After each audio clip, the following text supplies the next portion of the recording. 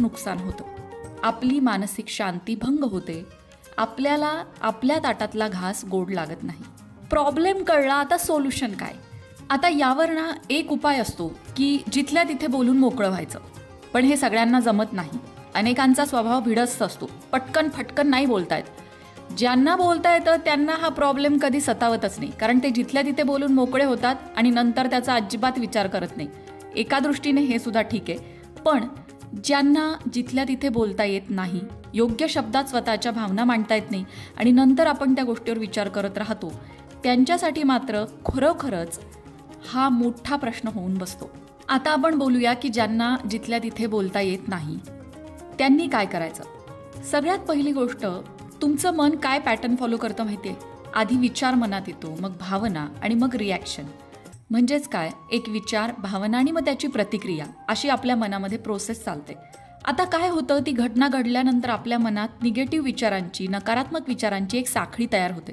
त्या साखळीमध्ये आपण अडकतो आणि ती साखळी आपल्या भावना आणखीन दुखावत जाते आणि मग आपण रिॲक्शन जी देतो ती आपल्या दुःखातून आलेली असते. यावर सगळ्यात सोपा उपाय म्हणजे, जर तुम्ही दुखावले गेलात तर सगळ्यात आधी कुणाशी तरी बोला. तुमच्या मनात जे काही आहे ते बोलून दाखवा. आता नाही जमत बोलायला, लिहून काढा. एक डायरी घ्या किंवा कागद पेन घ्या. तुमच्या मनात जे काही आहे ते लिहून काढा.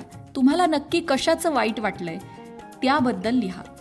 हिलिंगची, अर्थात बरं होण्यासाठी जे प्रयत्न केले जातात त्यामध्ये ही फार महत्त्वाची स्टेप असते की लिहून काढणं.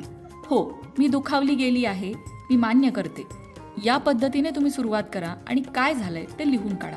त्यानंतर सगळ्यात महत्त्वाची गोष्ट म्हणजे, लिहिल्यामुळे तुमच्या मनातले विचार कागदावर उतरवल्यामुळे तुमचं मन थोडं हलकं होईल.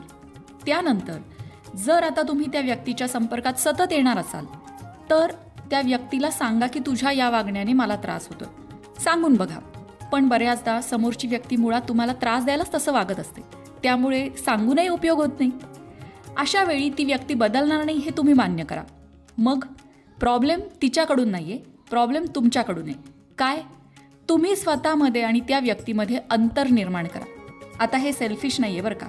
बऱ्याचदा तर असंही होतं की एकत्र कुटुंबात सगळ्यांना धरून राहा, सगळ्यांना धरून चाला, पण त्याच एकत्र कुटुंबात बऱ्याचदा इतके स्वार्थी लोक असतात की ते काही जणांचा अक्षरशः गैरफायदा घेतात, त्यांचं शारीरिक मानसिक खच्चीकरण करतात.